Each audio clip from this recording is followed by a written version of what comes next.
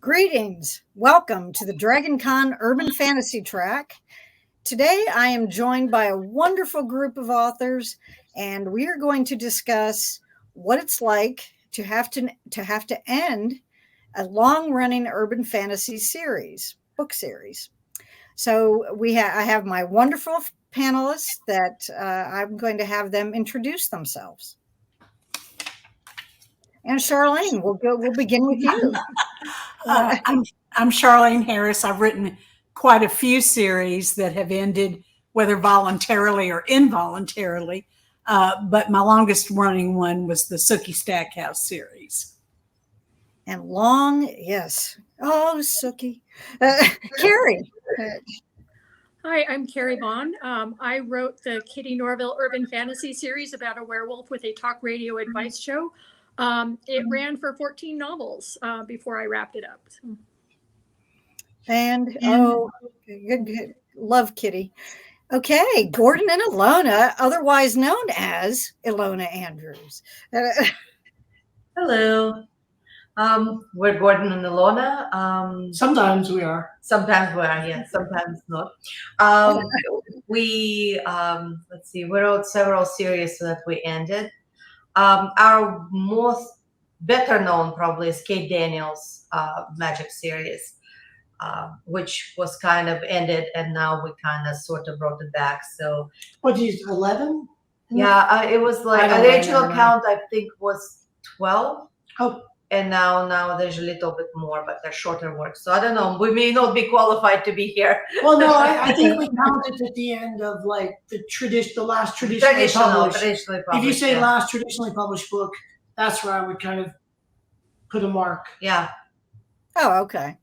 Well, that's, I guess, a way to differentiate there. But my first question for you folks is, how soon into the series did you know that you would be ending it where you did? Did you have like a specific number in mind of how far you wanted things to go, or did that kind of grow along with, popularity, demand, publishers, and how did that all play out for you? And Charlene, you'll go first this time. Okay. I had no idea when I wrote them. It took 2 years for me to find a publisher for the first Sookie novel.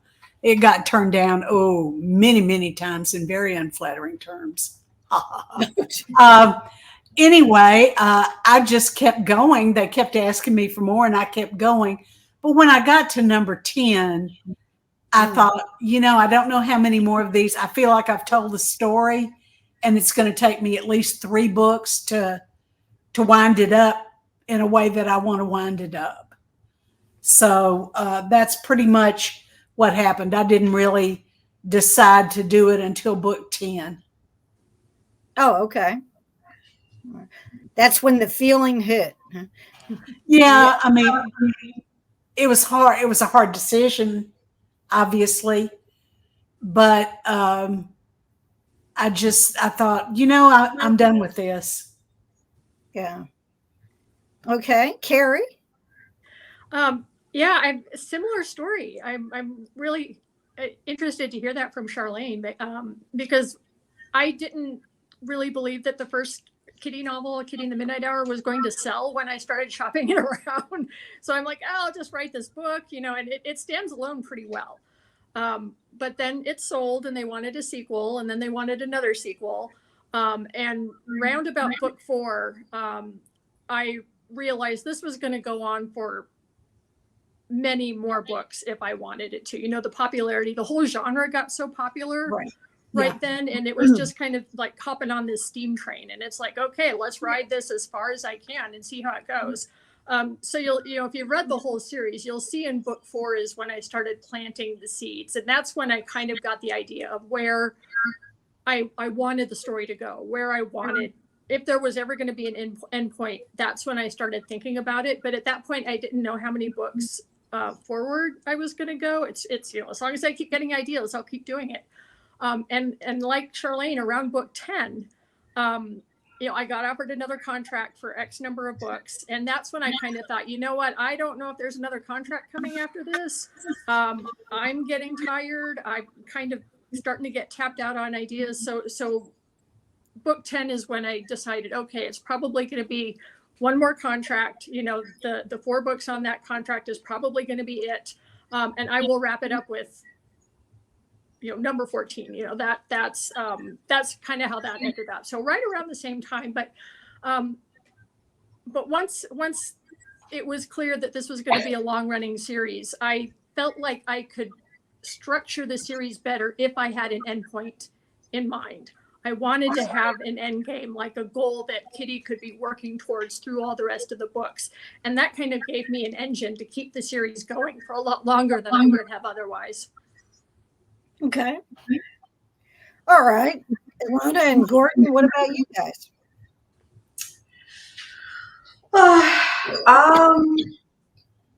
Well, our first contract was our first ever, contract. That was our first book. And they bought 2. Then they bought 2 more. Then we sold 3 more, and we thought it was amazing. And the plan was kind of to end it at 7. But when we got to 7, we realized that we had humanized the villains so much that this wasn't going to be just like, oh, we'll throw the final battle in and that's it. People actually wanted, the series revolves around the fact that our heroine is kind of basically kind of like an evil princess, I guess, with homicidal tendencies. Her father is this immortal wizard that's really, he's evil and he's conflicted about it. And because of that, people wanted to see them interact. And they basically meet for the first time in book 7. And so we ended up signing in for another 3 books. And we kind of decided that we were done. And there's a number of reasons for that. There's creative reasons. Yeah, I think there is a sort of series fatigue probably. And a lot of y'all have mentioned book 10. And I think if we had pictured it later, that's probably where we would have thought. Like, first, from the beginning, I never thought there'd be really a second Kate book. I mean, we had a contract for it, but we'd have to write it. And then I really thought the third one, for some reason, was going to be the last. The last thing there. No, it really did. No, we really did. But yeah, but I think when we realized, like you said, book 7, that the end of it has to be basically her killing her dad or whatever. It took maybe 3 books to set it all up, to get all the pieces on the board, to have all the players where we wanted them, for it to be realistic, for her to be strong enough to do what we needed to do. Yeah. So. Yeah, 10 seems good. Yeah. And since we're spilling the tea, kind of, we were not getting a lot of support from the publishing house. Like, we were not getting a lot of promotion, things like that. And so when we got to book 10, suddenly they realized we're walking. They offered us another contract. They didn't, and we said no. And that was a big thing. And they threw all the publicity at the book 10, and they did all the things, but it was kind of too late. We were done. The other thing I think that's really difficult about all of this is that when you are by book 10, I don't know, maybe Charlene and Carrie, you have different experience. But for me, it felt like I was dragging a barge filled with like background information on every character. Like, what is their height? When did they meet? What did they say to each other? And we knew less, I felt sometimes, about the books and the stories than the readers did. Like, because we just write them. I don't read them that much. Like, book 2 books ago, like, we're doing something else. We don't remember. There's not a lot of room in there for so old stuff. Where there's a very little brain, so we kind of have to wipe our minds clean before each book. If you're gonna do the next book, you have to like do almost like a pre-test review and make sure all of your ducks are in line, in a row. Your facts are straight, because we would make a mistake and we'd get called out on it. Like, I don't think that's true, and the person that said it was right. Yeah, we were wrong. I'm familiar with that. I have a research assistant friend who has read all the books more times than I have, probably. And Yeah. I will drop him an email saying, hey, you know, when was the first time these characters actually met? I Or, did you know, that too. have these characters actually met? And I'm just forgetting it. I get asked all the time, like, do you have a series Bible? Did you write up a series Bible? And I don't. That's my terrible, terrible secret is Oh. I didn't know it was going to be a series. So I didn't bother writing everything down. And even if I had, I don't think I would have written down the right information that I ultimately needed down the road, Yeah. you know, where I'm wondering things like exactly how many vampires has Kitty fought with? I have no idea. I wouldn't have thought about writing that down. Yeah, Um, exactly. So yeah, it's like I didn't know. Like I didn't know I was going to need that information, and yeah, and you know what? It's okay. Like it turned out okay, but yeah, it's a huge weight of information. Yeah. By the time you get It to that is. point, you've got a cast of thousands. You've got new secondary characters for every book, and plus, I was trying to do the thing where I wanted a standalone story in every book. I wanted at least enough there that if somebody, for whatever reason, picked up that book first, because I do that. Like I will fully intend on getting the first book, and then I suddenly realize I'm reading book 5. I still want them to have a good reading experience. So I was trying really hard to also make each one at least stand alone a little bit without weighing it down with the previous 10 books. And that's tough to do. It's a tough balancing act. It is, because readers complain if they're reading the backstory with every book, especially people who read the books over and over. And you're going, well, that would be great for you, but there are people who will just pick this one book up and read it, and they deserve a little bit more preparation for whatever's going to happen. And then people would complain. They would say, but his truck was blue in the last book. And I'm just going, he bought a new one, you know, this happens. Or he got a good paint job or something. Yeah, something. Well, this is actually a really good segue into my next question. What are some of the challenges that you faced for ending a series, which you've touched on some of those now? And were there any of those challenges, do you think, were specific to urban fantasy, or are they something that would have applied no matter what genre you were looking at? And Carrie, we'll let you go first. Okay. Yeah, I'm trying to think back now. I was actually really excited because by the time I got to writing the last book, I had collected ideas. Like all along I was thinking, okay, this is something I want to have happen in the last book. And this is something, they're finally going to meet this bad guy.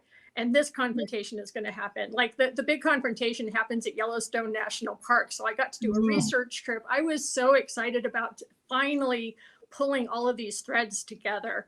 When people would ask me, well, it must have been really sad wrapping it up. And I just felt victorious because I managed to do this really complicated thing. In terms of urban fantasy, I think some of the challenges are like not making your bad guys so powerful that it's either not believable that your heroes can defeat them or confront them, or that you have to change your heroes in some way to make the ending work. I really wanted it to be to make a lot of sense that Kitty had learned the skills all the way through the series and become the kind of person who would be able to win in that last book. Rather than having to do some kind of deus ex machina. And I think in urban fantasy, it's kind of easy to do a deus ex machina because it's like, oh, we've got magic, we've got monsters, we've got spells, we've got destiny. I think it's a little too easy to kind of just pull something out of thin air and say, oh, yes, this magic thing is how they're going to win the whole thing.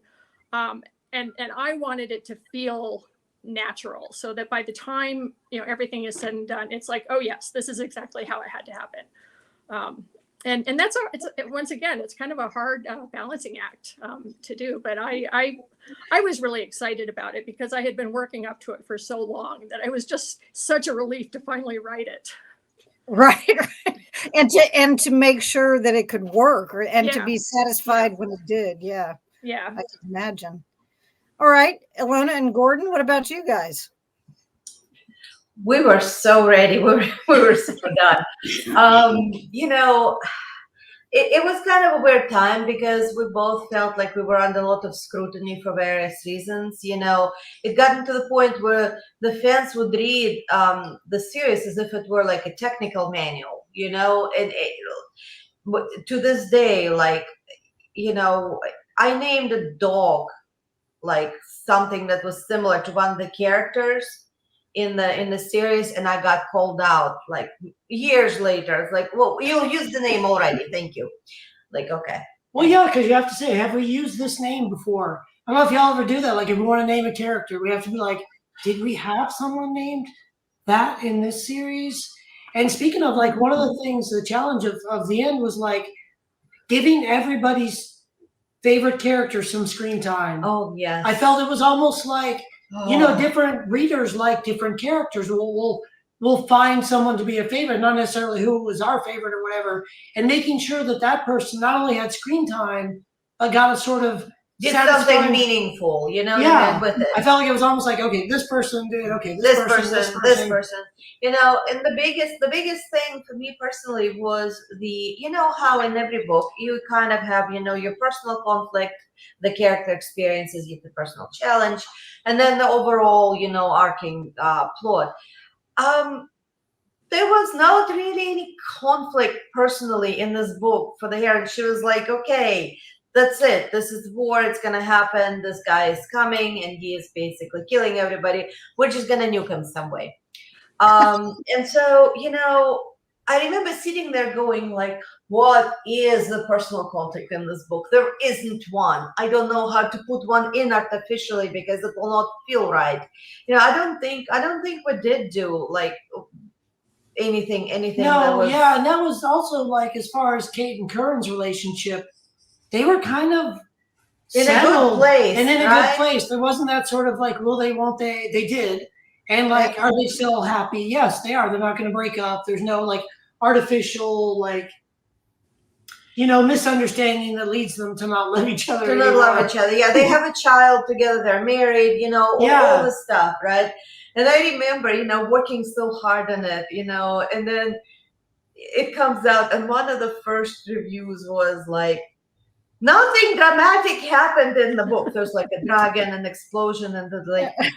Kate and Curran are like an old married couple, and it was boring. I was like, that's it. I am done. Thank God it's the last book.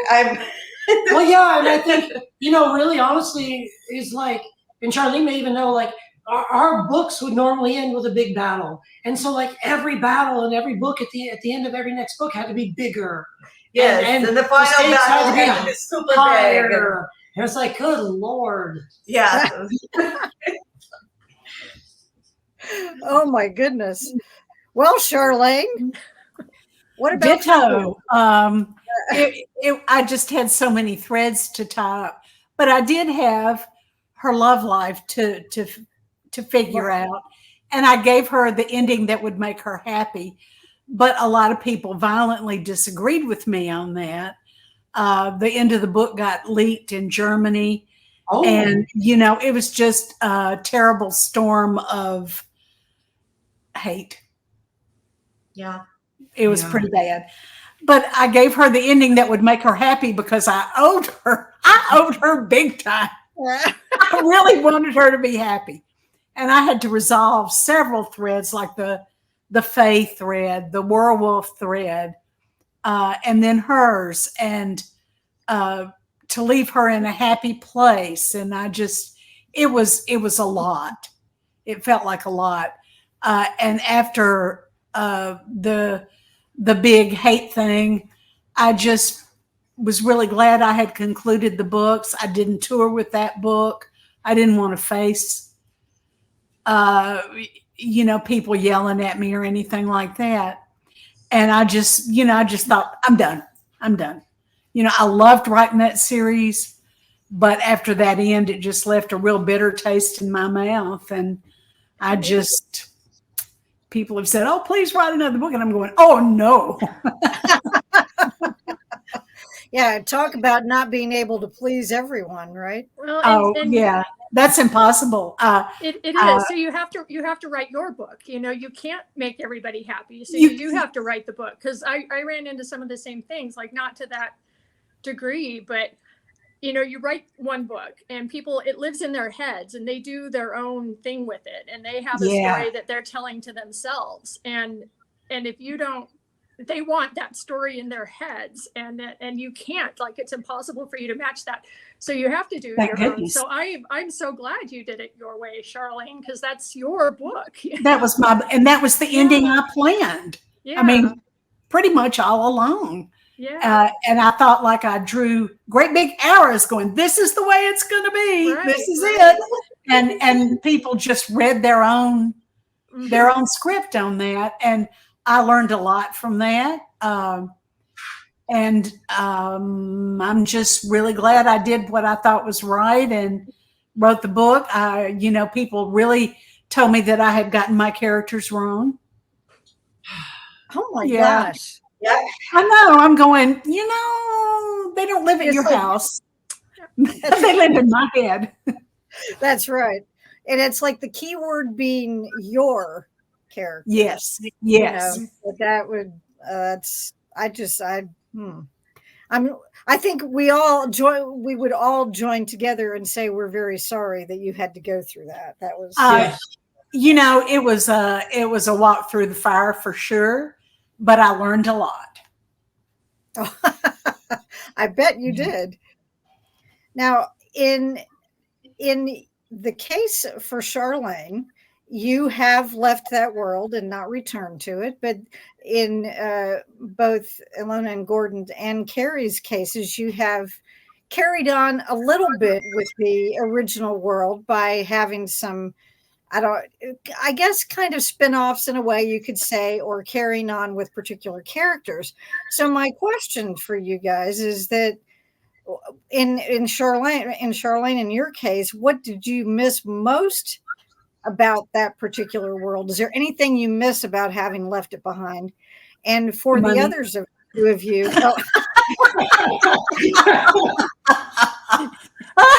Yeah. I mean, I loved her and I had a great time with her.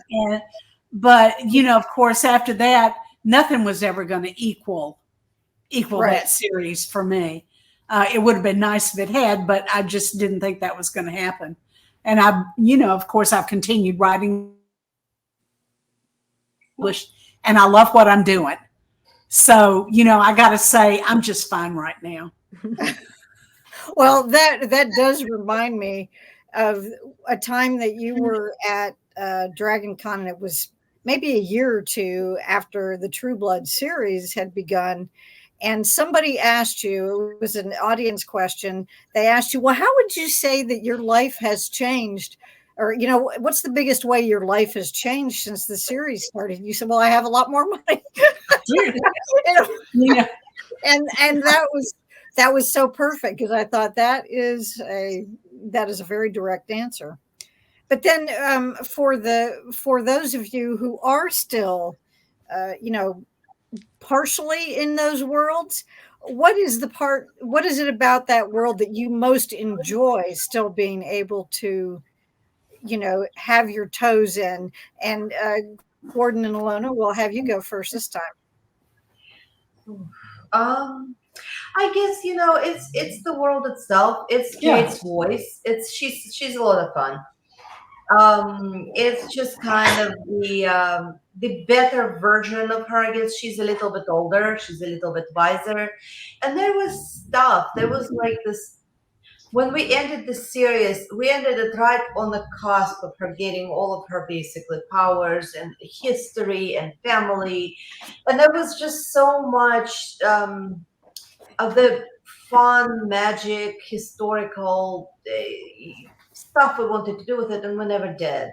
And so it was a lot of fun to kind of come back. We kind of had a surprise novella, and the way it started is we were working on something else, and then in the evening I would just kind of pottered, and I pottered, and then somehow novella happened from that pottering. And so then Gordon basically went in, and we finished it, and it was awesome. We really enjoyed that. And then somehow we did a longer novella, and I say that in quotes because it's like 75,000 Was that the words. one that was going to be a short story? Yeah, it was going to be a short story. I'm not sure what happened there. And so, now we have a couple of spin-off. We're just enjoying the world. We spent such a long time, like a decade in it. It's nice to kind of jump back in a little bit. It is a little bit. It's like going home, to your childhood home.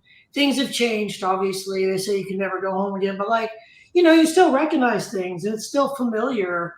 And sometimes it's surprising, and sometimes it's easy to just find yourself falling back into those rhythms, and then writing different characters that you really enjoyed, because everybody's backstory, and you have all the inside jokes.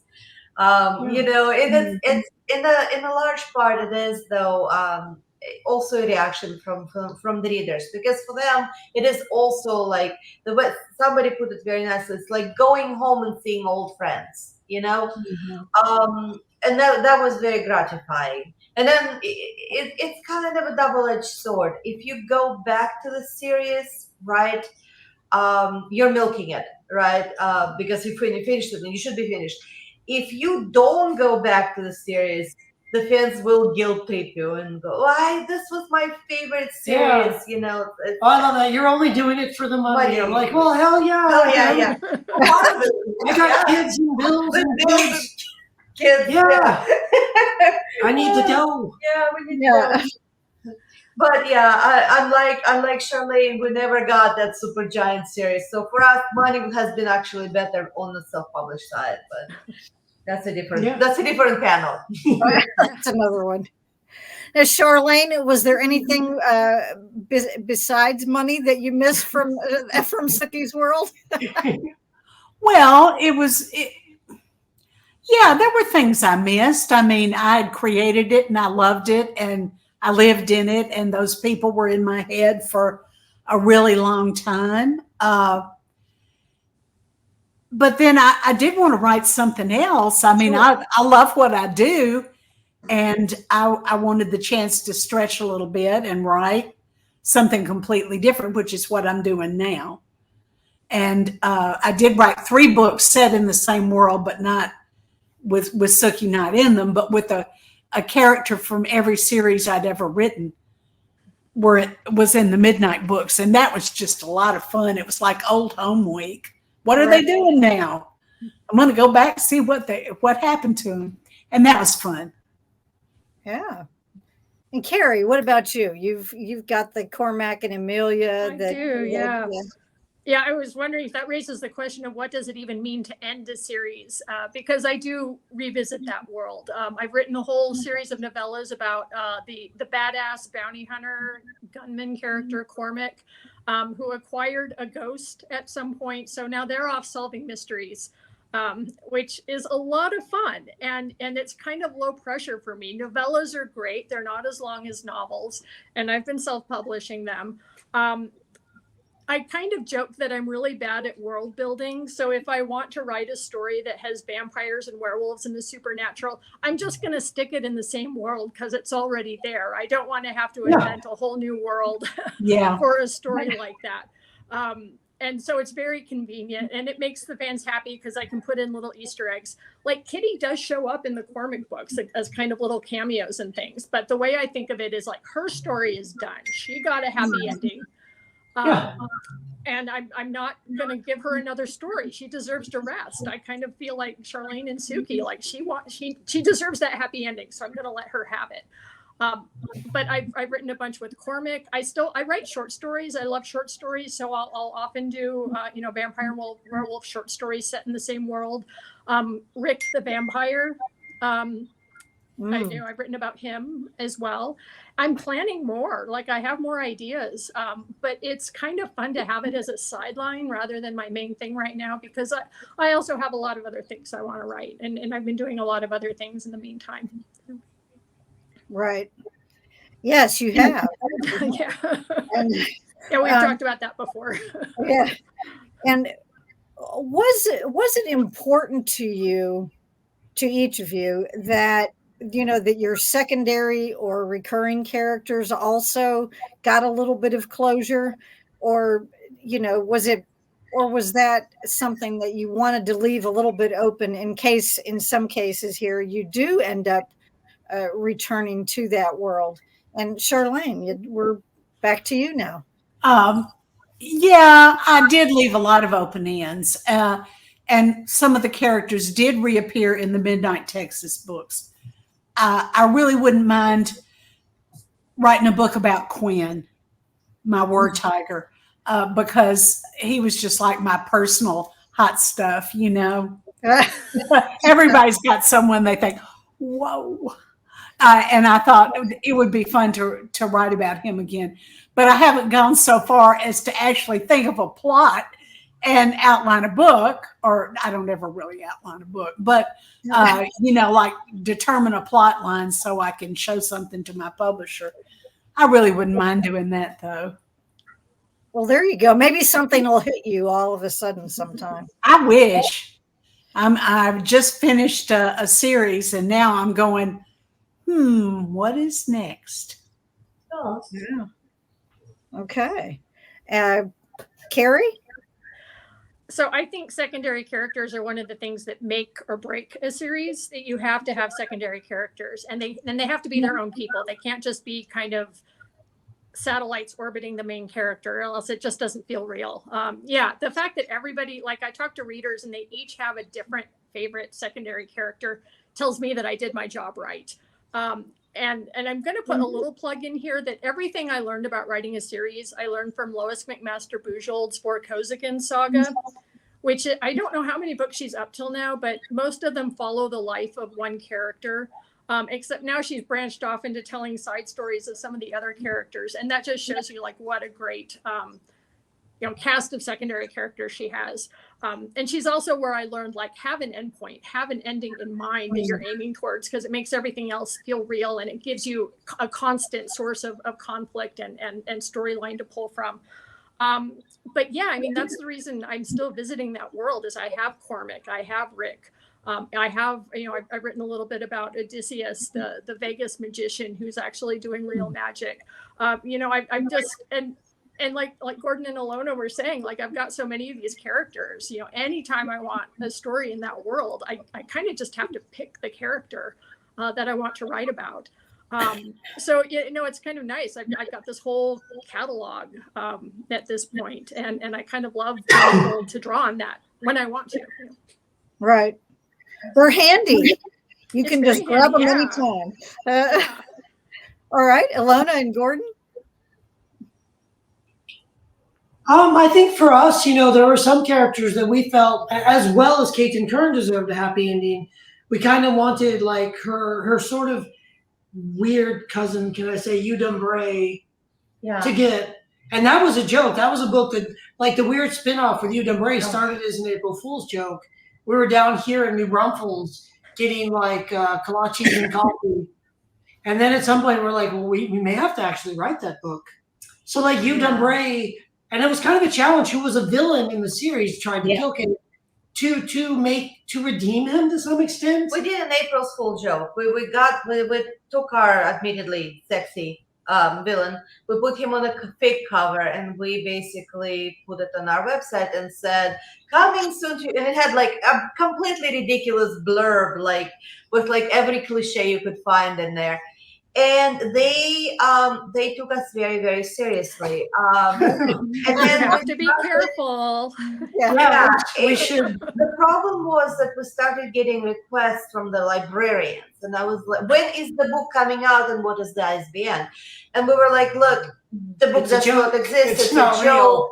And I never forget, this one librarian was like, well, I just want you to know that I have a piece of paper filled out with a request, and you do not want to disappoint. Like, you just no pressure. So the Udom Bray was born, and then he had his own kind of novel, and we actually working on the second one soonish. We found out recently we were legally obligated. Yeah, we write the second one. accidentally sold foreign rights to the French gave us money for it. We absolutely have to do it now. Because we don't give the money back. Charlene knows, like, I live and die by that.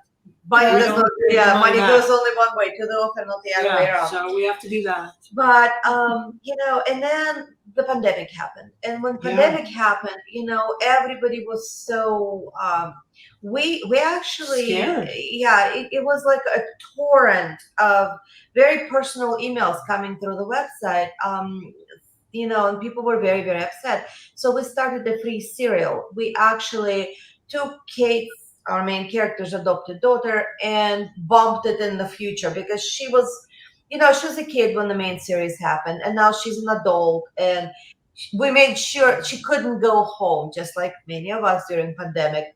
She couldn't go home.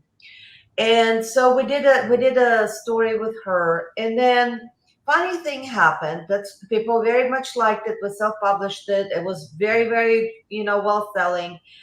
And then people wanted to have a sequel to that. So now we have Hugh Dambray's sequel and the sequel hanging. The issue is that we did not lay the groundwork for continuation of the stories. So in a way, going back to Kate is allowing us to kind of put a little bit of that weirdly foundation down. there's like another book we have to write so we can then write, back. a day or two and get everybody, satisfied. The timeline needs to be clean and seamless. Yes. Because otherwise we'll catch hell if it's not consistent or if we contradict ourselves. Yeah. We're going to be in a lot of trouble. Our fandom calls themselves book devouring horde. The horde being the operative word, like they're in it. So hopefully we can deliver something that they will enjoy. But I'll be honest with you. If a side character has any potential for either being amusing or be a good plot point or be aggravating, it's gonna come back. They're coming back in the sequel because we need the entertainment value. Yeah. So sometimes it's just fun. It's like, oh, you think he was dead, huh? He is not. Enjoy. Surprise. Surprise. Exactly. And it is urban fantasy after all. So these why things not? it's not necessarily over with death, right? Yeah. Now, is there a location or a situation that you never got to use in your series that you kind of wish you had? Meaning, was there a place that the characters didn't get to go, or was there somewhere, or, is there something that you would have liked to have done with them? Like, maybe they would have had an incident at the DMV or something. I don't know. I'm just saying, is there something like that? And Carrie, you go first this time. So I'm trying to think if I sat here long enough. It's been a while since I wrote the series now, so a lot of this is getting kind of fuzzy. But something that I would do is that's often when I would write short stories. If I wanted the characters to do something that didn't fit in one of the novels, like I finally sent Kitty to her 10-year high school reunion. And I wanted that to be a super comic story. So it didn't fit the tone of any of, there was no reason to do that in any of the novels. So I wrote a short story about it. And I had a lot of fun with it. So sometimes I would do things like that. So I can't think of anything that I really wanted to do. I got to do a lot of what I wanted to. I got to bring in some different kinds of mythologies. I sent her to London, which is one of my favorite cities. She got to travel quite a bit. She got to do a lot. The storylines I wanted to do, bringing in the army werewolves and she did a lot. Yes, she did. I'm having trouble thinking of anything that she didn't get to do. And if I think of something, I may just go and write a short story about it. So well, there you go. So if we see one like 3 months from now, I'll say, Right. I know how that came about. All right, Ilona and Gordon. We were very fortunate in the sense because there's two of us. Sometimes, like Carrie mentioned with a short story, if there was a scene that wasn't in the book, I could do like a POV from the male main character's point of view. That would be like an extra that they would get to do. One thing I always wanted to do was to have Caden Curran go to Andrews, North Carolina, which is a real place close to actually where we met, and have him fight with Bigfoot, Sasquatches, like a confrontation between like Curran and other shapeshifters and actual, Sasquatch in that area where I'm from. Everything, but it didn't. For whatever reason, it did not work out. The werewolves versus Bigfoot didn't work out.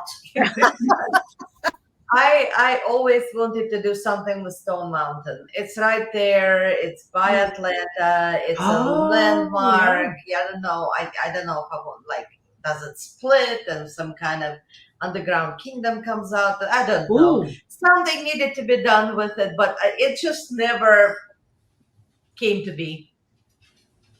Oh, well. Oh, well. Charlene? I got Sookie to New Orleans, which was the one place I really wanted her to go. And she had a terrible time there, of course. I did such awful things to her. It's just like when you think of something bad to do, you have to go on and do it.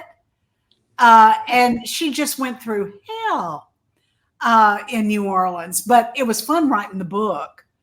And I have written quite a few short stories to explain things that I didn't feel like I had explained at enough length in the books. So I thought, okay, I'm going to take a moment out and I'm going to say, in case you wanted to know more about what happened and why this happened, here's a short story that explains it all, just to kind of plug the gaps. Oh, I like that as a term. Yeah, plug the gaps. That's a good one. Yeah, and not holes, gaps. There's a difference. Little gaps, very small gaps. Yeah, very, very big difference. Now, looking back, do you feel satisfied with how you ended things for the series for the most part and for the characters? Or is there something that you would have done that, looking back now, that you say, well, I would maybe have done this one little thing differently? Or do you feel as though you, in Charlene's words, gave them a rest and got to, get to that point of just being, they earned their spot of closure, I guess you could say. Yeah. And Gordon, you're up. I think honestly, it's a really good question. But the thing is, I think we did the best we could at the time. Mm-hmm. And we can go back and second guess it. But like the first book, as bad as it is, was the best book we could write at the time. And we finished the series as strongly as we could, to go back and look at it, years later and say could have done, would have done. But that's who we were then. Hopefully we're slightly better writers now than we were, but that was as good a writers as we were at the end. Yeah, hopefully. We did our best. We're proud. I feel like we didn't phone it in. We really, with every book at least, I feel like we try our best. Yeah, it's not that every book we have written is our best. No, they're all terrible. They're all terrible, yeah.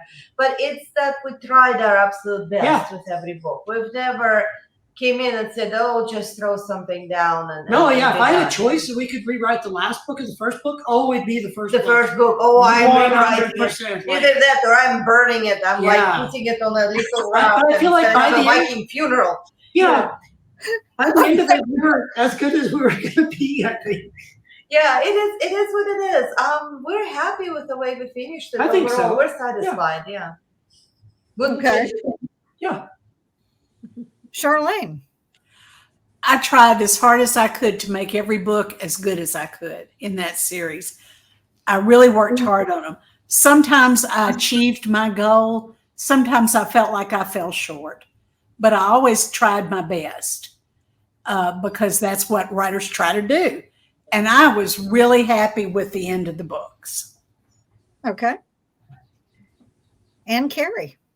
Same on all of that. I'm feeling so much of what y'all have already said. because yeah, I actually am really proud of that series and what I did. And you know, as a writer, I much prefer to look forward rather than back. So I don't actually spend a lot of time thinking about this year, like the details. Like I think about the whole thing and I think about the characters sometimes, but I don't try to pick it apart at this point. I have like 10 books I want to write. Like right now, I drive my agent crazy because he's like, okay, what do you want to work on next? And then I send him like 10 proposals and he's like, whoa, time out. Sit down, calm down a little bit there. And he's like, well, which one do you want to work on the most? And I said, well, it changes from day to day. So, ask me tomorrow, I'll give you a totally different answer. So yeah, I'm working on that right now. I've got a whole bunch of things that I'm working on. So I would rather do that than look back. Yes. At the thing I was doing 10 years ago. Because it's like everyone has said, I'm a different person now. I think I'm a better writer. But more than that, I'm a writer who's interested in different things. Yes.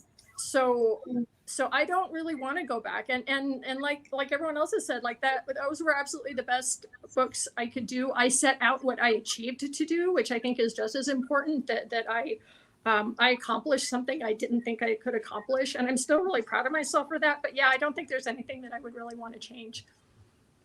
Okay. Well, that's good. I mean, that's a good place to be in. Yeah. For all of you. I mean, and you know, I've enjoyed them all. That's all I could say. I mean, on a personal level, and but it's got to be a great feeling of satisfaction that you do feel that way about, you know, getting to the end. Especially there's something there, you know. There's something that sounds so final about the end of a series or the end of whatever. I'm sure even for every book, it's kind of that way. But anyway, I'm glad that all of you are satisfied in that way. Now, I'm grateful. You know, I'm grateful for the series, and I'm grateful for all the readers that kept the series going, because you know none of us would have been able to do what we did if the readers weren't there to support it. So Yeah. Yes. So yeah, just a lot of gratitude all the way around. Right. Well, and I can say as a reader, people are grateful that all of you put you know, so much of yourselves into doing those things for so many years. I mean, that's when you think back, you know, I was looking at how many books there were in each of the series from each of you, and it was like, boy, that's a big chunk of your life to be Yeah. Yes. Yeah. doing that. We do our books with our lives. That's what we do. Yeah. We just, Yeah. But you know, to be occupied with that one area that seems like a you know, just a really big deal.